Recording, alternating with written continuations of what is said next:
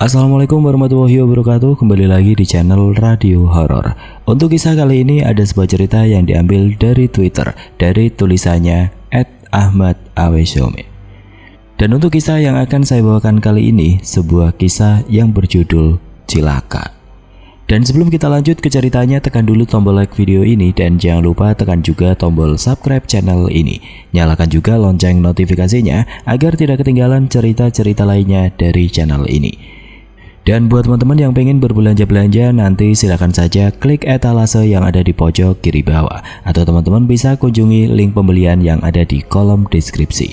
Dan seperti apa untuk kisah kali ini, langsung saja kita masuk ke ceritanya.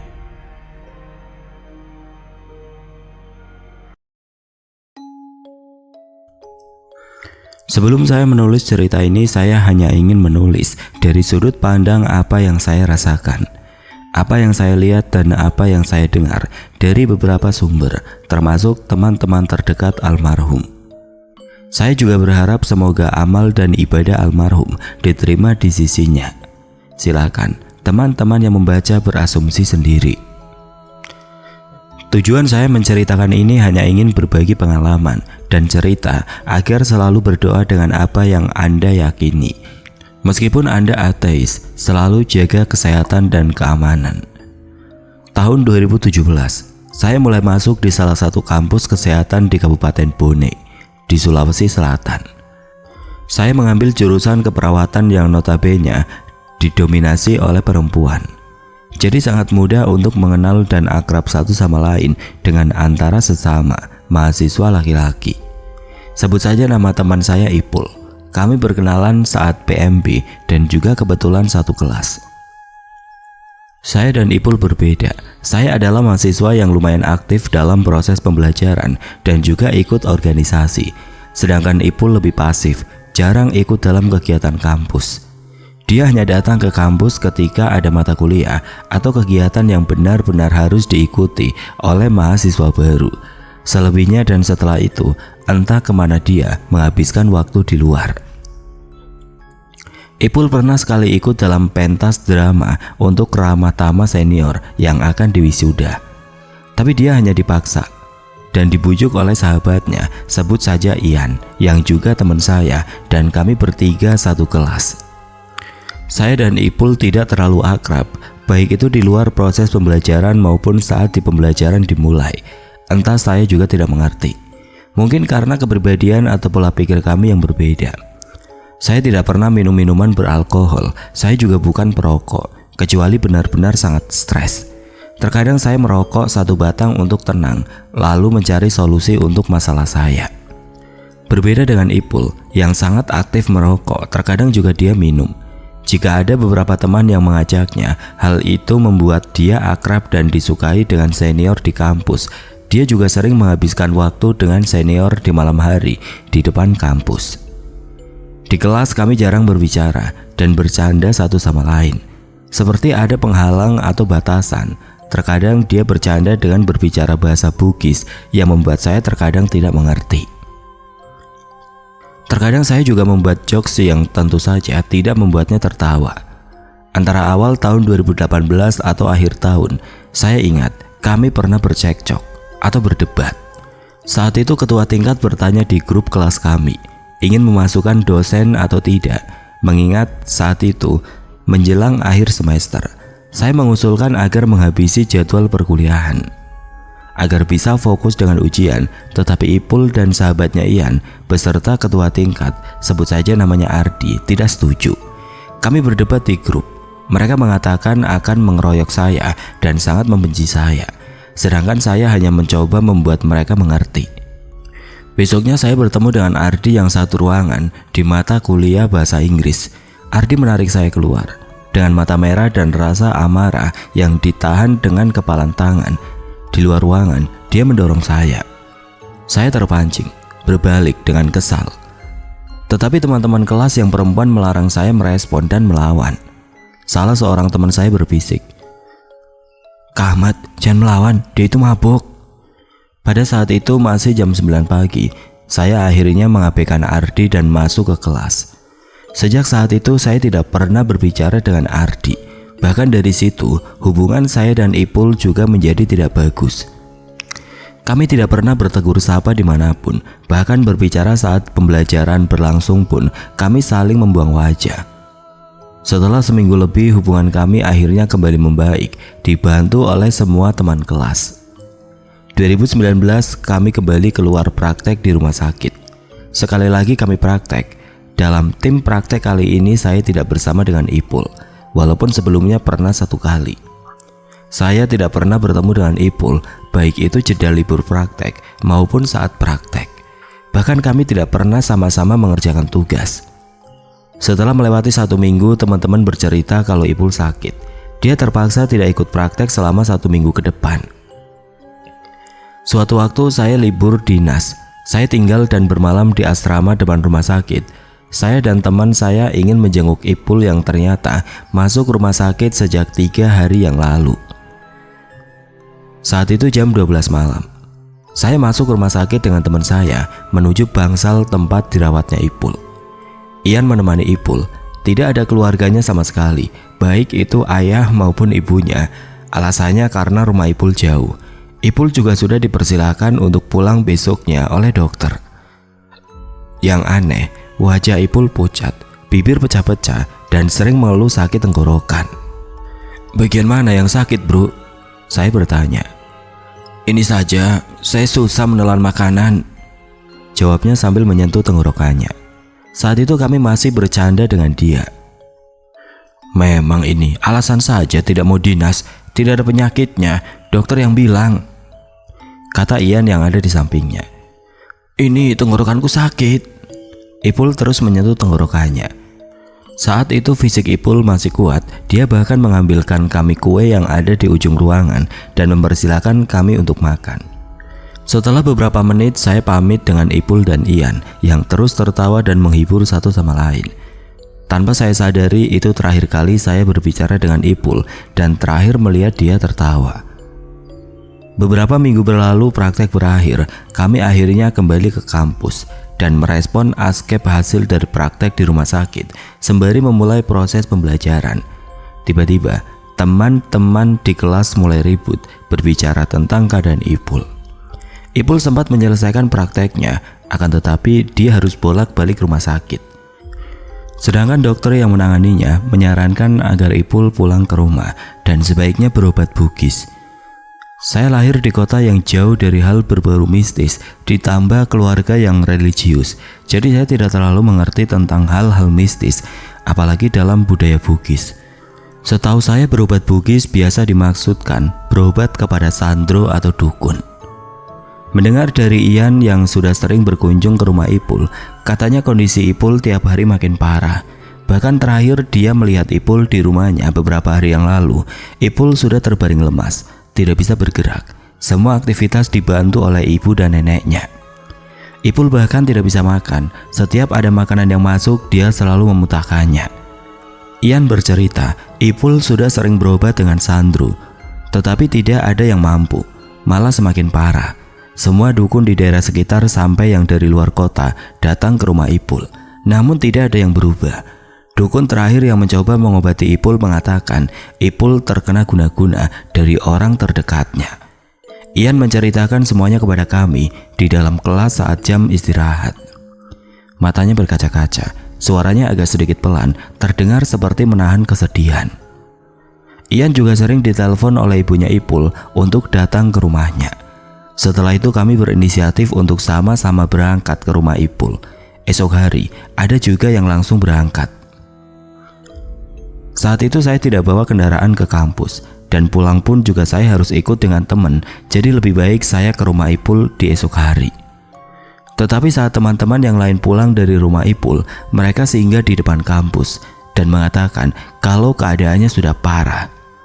Mendengar itu saya kaget. Yang membuat saya merinding adalah salah seorang teman saya yang perempuan bilang, "Sudah mau waktunya, tinggal menunggu paling lambat lusa." Kami saling bertukar pendapat. Beberapa gosip ada yang mengatakan Ipul terkena guna-guna dari mantannya. Katanya mantannya pernah muncul sekali di rumah Ipul, tetapi tidak pernah masuk ke rumah Ipul. Ada juga yang bilang kalau Ipul diguna-guna oleh keluarganya sendiri. Keluarga di sini maksudnya adalah keluarga jauh yang tinggal dekat dengan rumah Ipul. Ian mengatakan Ipul juga pernah muntah darah dan pernah ditemukan potongan tulang di dalam rumah Ipul oleh salah seorang dukun yang saat itu mencoba menyembuhkan Ipul. Saya ingat sekali, waktu itu hari Kamis dan saat malam hari, tepat setelah sholat Isya malam Jumat, Ian menyampaikan di grup kelas bahwa Ipul sudah tidak ada. Seketika kami yang siap dan punya waktu saat itu langsung kumpul di depan kampus dan berangkat ke rumah Ipul. Saat itu perasaan saya campur aduk. Saya sangat sedih, ditambah dengan perasaan merinding. Entahlah, suasananya sangat aneh. Mungkin karena saat itu angin berembus agak dingin.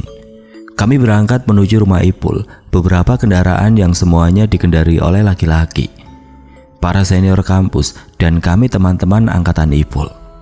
Pertama kalinya saya ke rumah Ipul, jaraknya agak jauh dari luar kota, masuk lorong ke sebuah desa yang disebut Baenang. Jalan bebatuan, tanpa lampu di pinggir jalan, sangat gelap. Yang saya ingat saat itu banyak anjing yang menggonggong.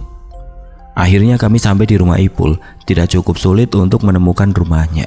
Bukan karena banyak orang yang kumpul, tetapi saat itu dari sekian banyak rumah di daerah itu, hanya rumah Ipul yang lampunya menyala. Rumah Ipul terlihat sederhana, rumah panggung ala Bugis di kampung yang seperti biasa. Yang aneh adalah, yang berkumpul di halaman rumah Ipul hanya kami, teman-teman beberapa dosen, dan beberapa teman kampung Ipul, yang bahkan tidak terlihat sedih sedikit pun. Suasana di sekitar rumah Ipul sangat gelap dan terasa lebih dingin.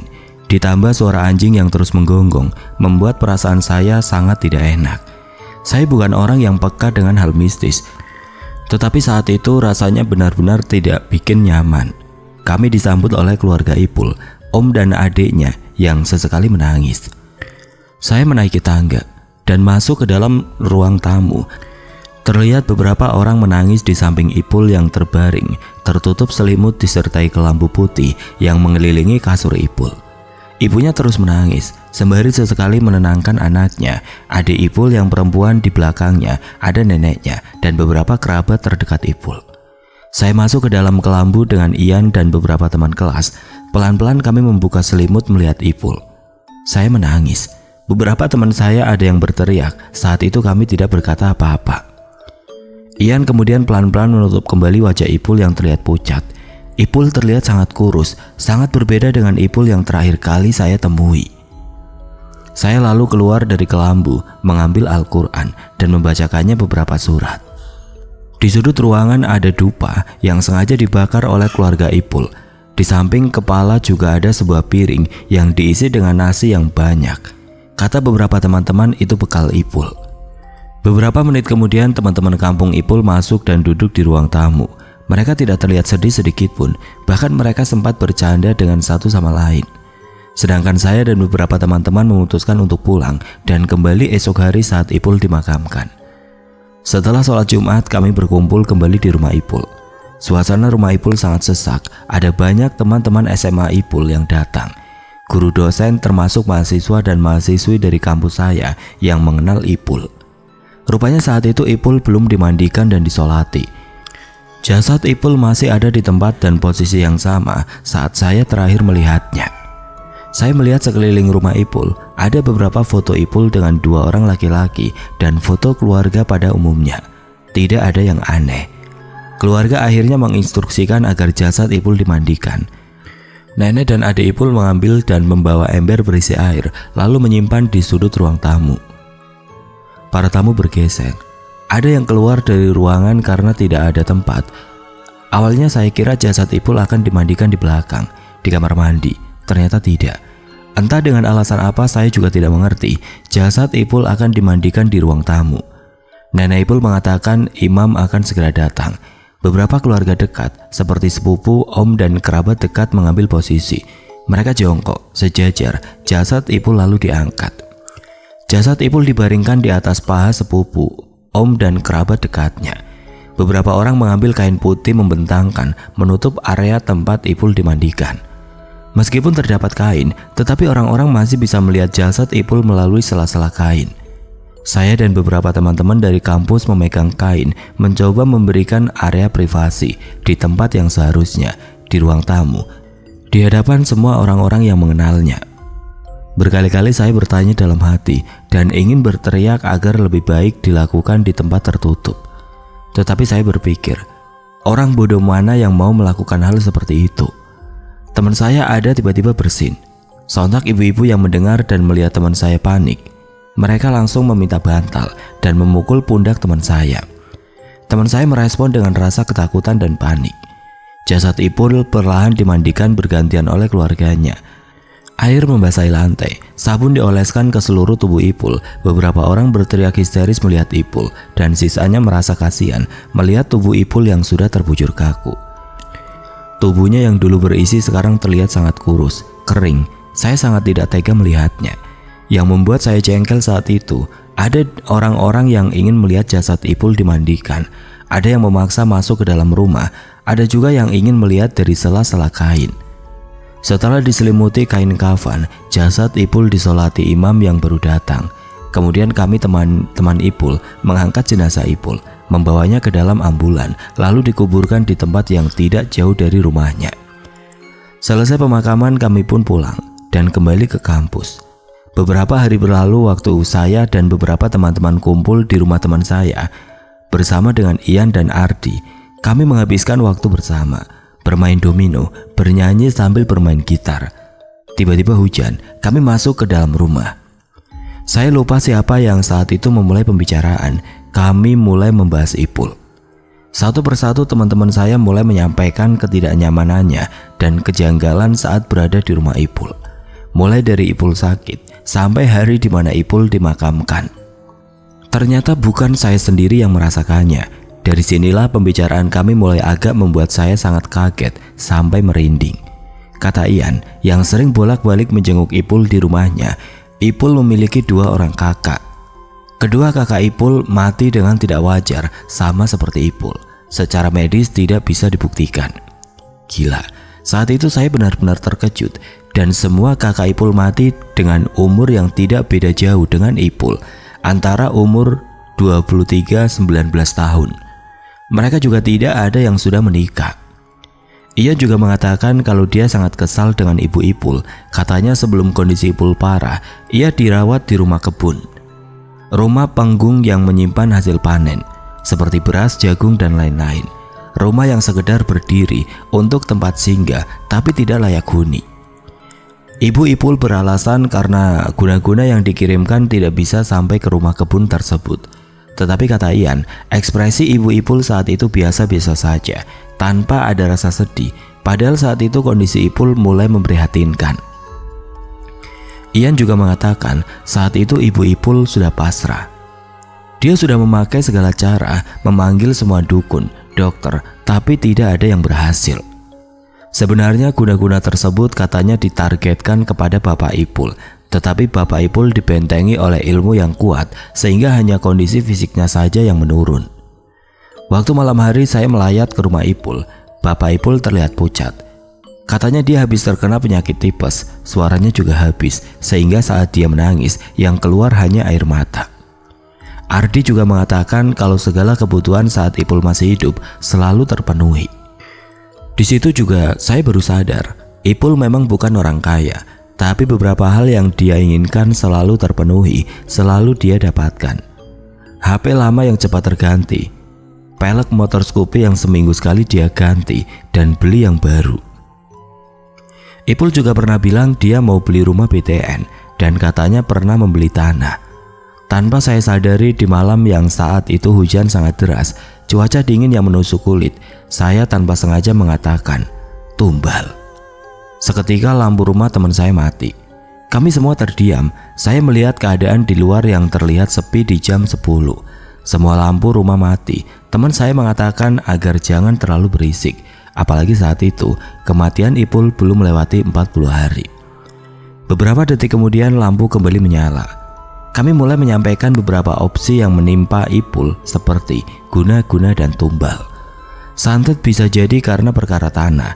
Kata Ian yang pernah mendengar ibu Ipul berbicara kalau dia pernah bercekcok dengan tetangganya perihal tanah.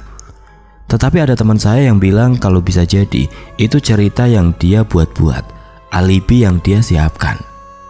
3 orang anaknya meninggal dengan tidak wajar, menumbalkan anak demi harta, tanah, dan kesehatan. Entah mengapa itu menjadi masuk akal. Kata teman saya yang dekat dan sensitif dengan hal mistis, itu lumrah terjadi di kampung-kampung yang masih bergantung dengan hal-hal gaib. Saya bertanya kepada teman saya, kenapa harus Ipul yang menjadi korban? Ada adiknya yang masih di bawah umur 2 orang. Ardi menjawab, mungkin karena umur Ipul yang sudah waktunya. Selanjutnya teman saya memperingatkan agar berhenti membahas kematian Ipul.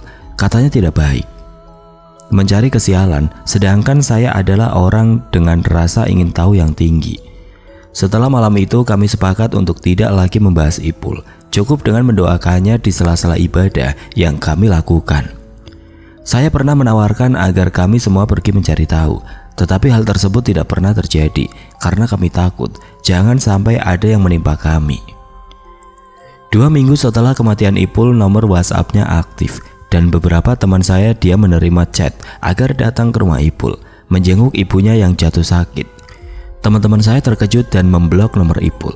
Setelah ditelusuri ternyata itu adiknya yang mengambil alih HP Ipul. Setelah beberapa bulan saat itu saya aktif ikut kompetisi film pendek. Saya ingin membuat film berdasarkan kisah Ipul, tapi beberapa teman saya melarang. Katanya guna-guna yang bersangkutan dengan Ipul itu sangat berbahaya. Sepotong tulang dicampur tanah kuburan dan dililitkan dengan kain kafan. Katanya bukan guna-guna biasa. Guna-guna tersebut ampuh untuk membunuh orang yang ditargetkan dalam budaya Bugis. Entahlah, saya lupa namanya. Tahun 2020 saat kami membicarakan kembali hal ini, Ian mengatakan kalau ibu Ipul sering menelpon dan adik Ipul juga menyuruhnya datang ke rumah untuk jalan-jalan. Dan pernah Ian dan beberapa teman saya mengajak adik Ian pergi ke tempat wisata. Dia sangat senang. Kabar terakhir, Ian mengatakan keluarga Ipul sudah pindah dari rumahnya yang lama. Katanya ayah dan ibu Ipul sering sakit-sakitan. Ian juga sudah jarang berkomunikasi dengan adik Ipul. Walaupun saya tidak terlalu dekat dengan Ipul, dia tetap teman saya. Orang yang terkadang mengingatkan saya tentang seberapa dekatnya kematian. Saya sekarang kerja di IGD yang membuat saya selalu berdoa agar selalu siap. Ketika saya ingat, saya mendoakannya agar amal dan ibadahnya diterima di sisinya agar dia juga bisa tenang. Sekaligus peringatan agar kita selalu berhati-hati, berdoa dengan apa yang kita yakini. Selalu menjaga kesehatan, sopan santun terhadap orang lain. Kesialan terkadang terjadi terhadap siapa saja. Semua orang pernah mengalami, jangan lupa berdoa. Kematian adalah takdir yang tidak bisa diubah atau ditebak. Mempersiapkan diri adalah satu-satunya yang bisa dilakukan. Oke teman-teman, sekian untuk kisah kali ini. Semoga apa yang sudah saya bagikan dalam kisah ini dapat dijadikan pembelajaran untuk kita semua. Dan buat teman-teman yang baru bergabung, jangan lupa untuk like, komen, share, serta subscribe channel ini. Dan nantikan kisah-kisah horor berikutnya tetap di channel Radio Horor. Wassalamualaikum warahmatullahi wabarakatuh.